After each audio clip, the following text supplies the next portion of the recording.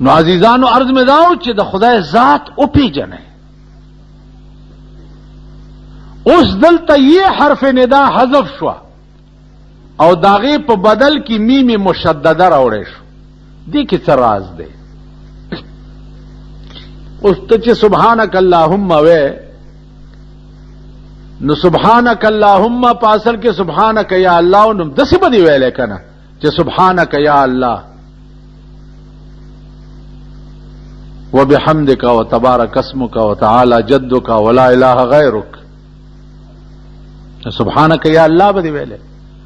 دا یې لري کول او میم راوړو کې فائدہ څه ده؟ علماء لیکي چې دې کې فائدہ دا ده.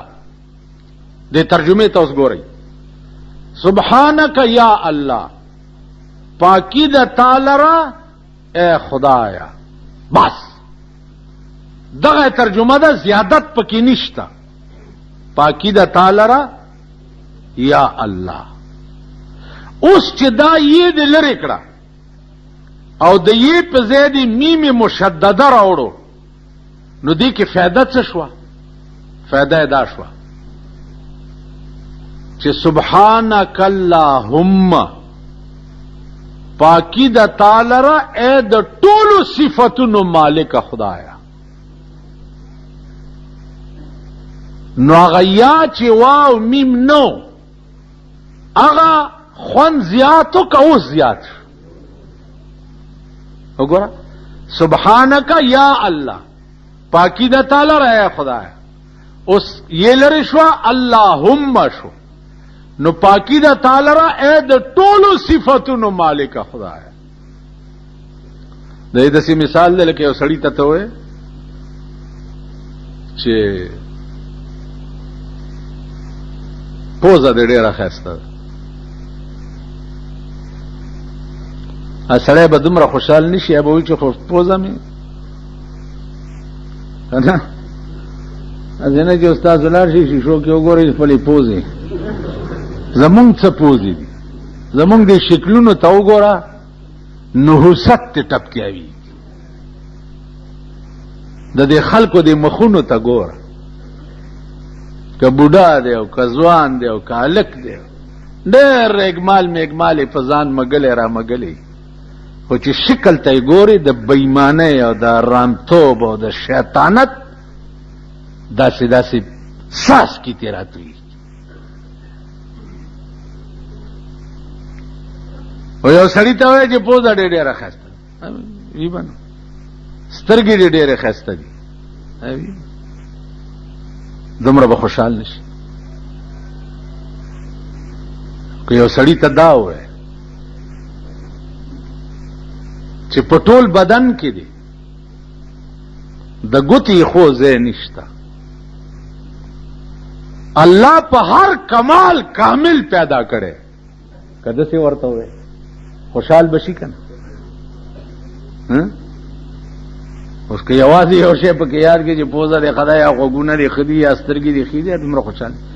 که ورته ووایي چې الله په هر کمال کامل پیدا کړي، لکه خوشحال خان خټک ته یو ورځ یو ښځه راله ویل ته خو شاعر یې،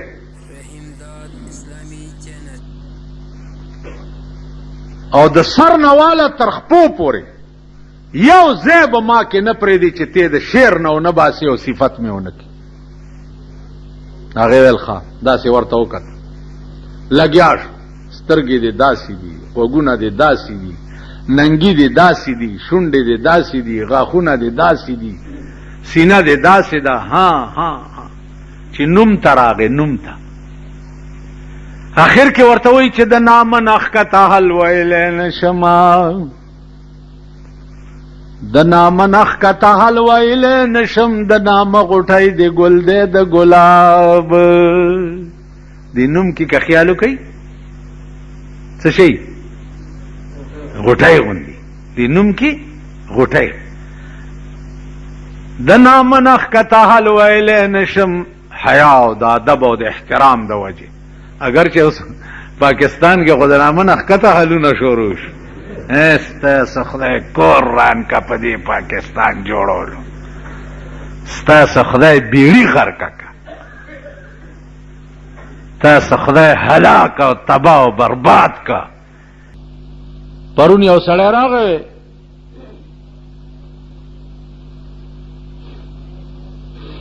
مولانا صاحب زه تبلیغی مرکز ته کله کله ځم نو چې زه راوځم نو هغه اثر را باندې بیا نه په څه ګډو وډو سر شو. نو ما ورته وایي چې تا نیت کې به څه فرق ته په نیک نیت ورځه او دا وایه چې خدای زه د نفس اصلاح کوم، ته بیا تماشا کوه چې په تا اثر کېږي که نه.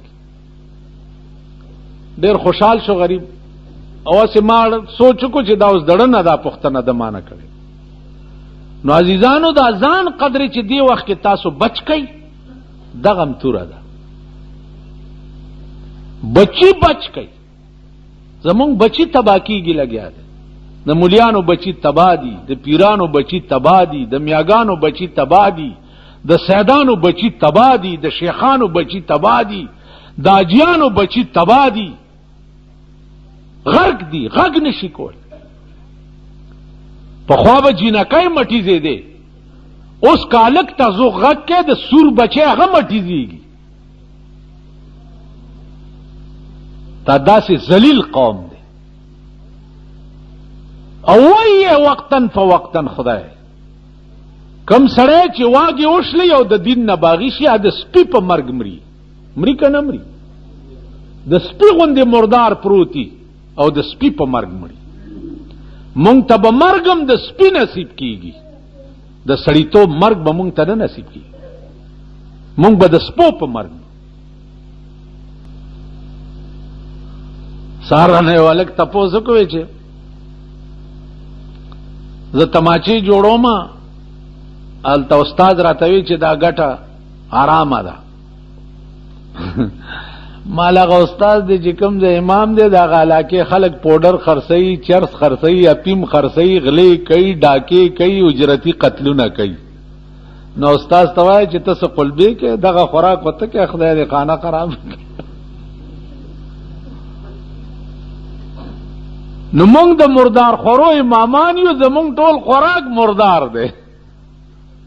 زه اوس ویلی شم چې دی جومات ته لږه دا روټۍ دې راوړې ده، دا دې په حلاله ګټلې که په حرامه، دا ویلی شم.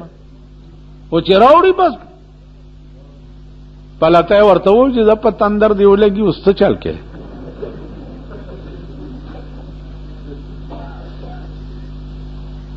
نو عزیزانو خفه نشئ که تاسو جهنم ته ځئ نو مونږ به هم سرداران یو. زه دا ویلی شم پادیره چې دا پلیت د جنازه زه نه کوم، د ژوند ما ته معلوم دی، د دې حرامي نکاح زه نه تړم، د زندگی ما ته معلومه ده. دا مونږ ویلی شو. نو په وطن چې د ګنګۍ سیلاب راشي، د ګنګۍ سیلاب نه جماعت هم نه بچ کیږي او نه تی ملا بچ کیږي او نه تی پیر صاحب بچ کیږي. پیر صاحب په خلوت کې ناست دی او لوی واسکټ یې اچولی، پیر صاحب دوا نه به مې نه وباس او د غلا پیسې ولا ورکړي ورته لاس اوچت کړي چې خدای دی د خنزیر بچی نورم لوی غل کړي. بچ کیږي نه. لاړ هغه خلق لاړ.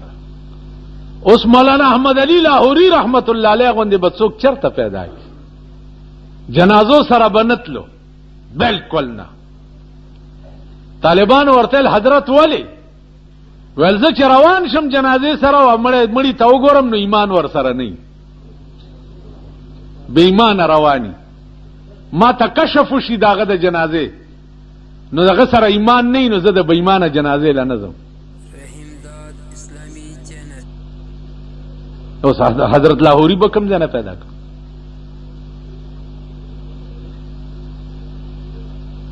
مونږ خو په 2 او په 5 روپۍ د 8 واړو جنتو ټیکټ ورکو. نو عزیزانو عرض میں داو چې سبحانک اللهم، یو سبحان بس که د دې په وزن پوه شوي سبحانک د دې په وزن پوه شوي په خدای قسم چې جبه بمبله خبره بیا ونه کړي